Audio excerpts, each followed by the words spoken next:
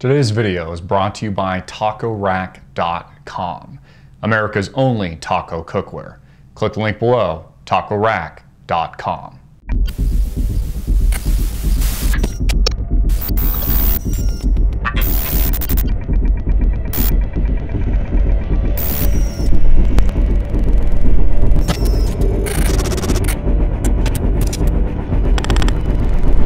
Vice President Joe Biden drops a bomb over the weekend, uses the term New World Order to describe his allegiance to the Illuminati and his allegiance to the occult and Satan and all that is evil and wrong with our system today.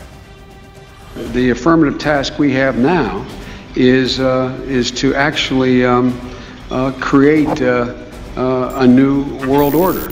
Now, the mainstream media is getting this wrong, saying it's igniting conspiracy theorists and it's igniting, people like Alex Jones and, all these characters on television, including myself, that somehow we're looking too far into the fact that Joe Biden used the term NWO, New World Order. Now, remember, this was first popularized when George W. Bush used it to describe the collapse of Russia. This was used by people like Winston Churchill. Televangelists have used it. There was a famous one that dropped a book on it several decades ago that popularized the term. But what people need to understand is, as a politician, as a public figure, you don't say something like that without understanding and fully knowing the consequences of that term.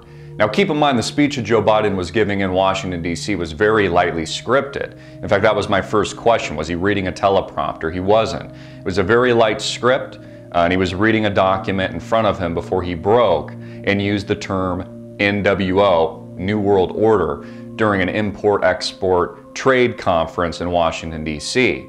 This is kind of like using or describing somebody as being Hitler-like or using the term Nazi. Now, if you don't understand what that means and you use that term, well, then you're a friggin' idiot. And if you do understand what it means, then it obviously holds significance, which is the same reason Joe Biden used it a few days ago. And it's the same reason we see politicians use these terms from time to time, as they're signaling to their brethren, they're signaling their allegiance to Satan, to the Illuminati, to the occult, that this is the program, that they are working for the NWO. It's funny, I don't even see this stuff as conspiracy theory anymore. I personally don't even consider myself a conspiracy theorist. I just consider it to be the truth. For example, I don't think it's a conspiracy that the federal government had and played a significant role in the terrorist attacks that hit 9/11 and that dropped 3 buildings in New York City and supposedly incinerated a plane at the Pentagon on September 11, 2001. I do not find that a conspiracy theory. I find that to be truth. I do not find it a conspiracy theory that the 2008 financial crash was an inside job. I just consider that to be fact. After all, I was there watching the nation on fire live in front of 3, 4, 5 computer screens when it was happening. I watched the hedge funds feed off the dead carcass of the big banks before George Bush came on television, scared the crap out of everybody around the world, and then orchestrated the largest bailout that we'd ever seen in the history of man.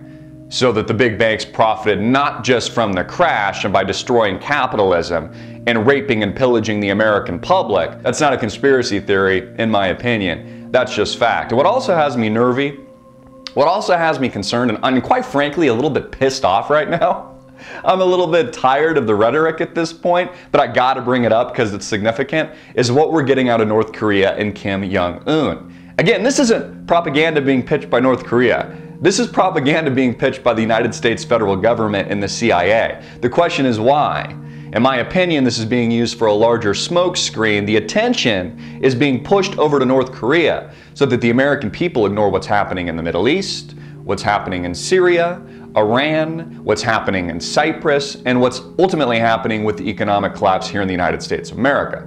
Of course, this is all leading up to civil war. I've reported on several stories, and there's many stories out today actually, that dozens of states now, not just Texas, are requesting gold on hand and gold as legal tender to back their currency, state to state. So this is only growing. The aggression and the potential violence, which of course none of us, including myself, want to see, is growing. You know, look at things like Sandy Hook, for example. Look at the Batman massacre, all these killers on psychotropic drugs. People say it's a conspiracy theory that President Barack Obama now just happens to be going after the guns.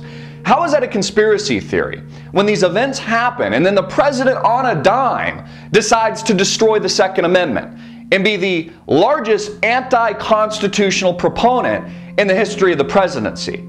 How is that a conspiracy theory? You see, to me, actions speak louder than words. Actions speak louder than words.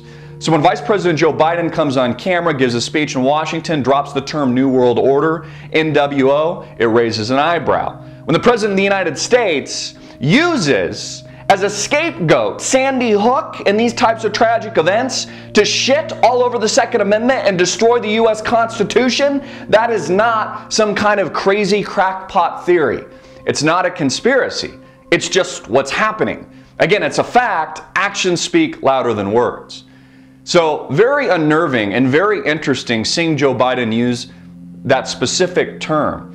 And I can't help but get a rise internally and feel this even a bit emotionally, although I try not to get emotional in terms of understanding and digesting what's happening around me in terms of the news.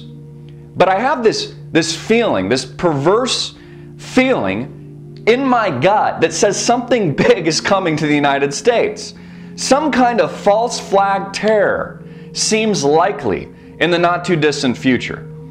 All I know is that this government, the United States, President Barack Obama, New World Order Joe Biden want war. They desperately need war. And they need it as a backdrop and a smokescreen for the largest financial collapse in the history of mankind. What's taking place in real life here in the United States and all around the world, all across Europe, places like Cyprus right now. War is on the docket. Just like we lived through World War I, World War II, Vietnam, the Korean War, the next great war, my friends, is upon us. I'm Christopher Green. You've been watching Green Wave TV, alternative media television, and I just deliver the Daily Wave. Hard-hitting and in your face. And if you like this video, please share it everywhere, embed it on popular websites, follow us on Facebook, YouTube, Twitter, and get it out to the viewing public. And please don't forget to support our sponsor below. Click that link. Peace.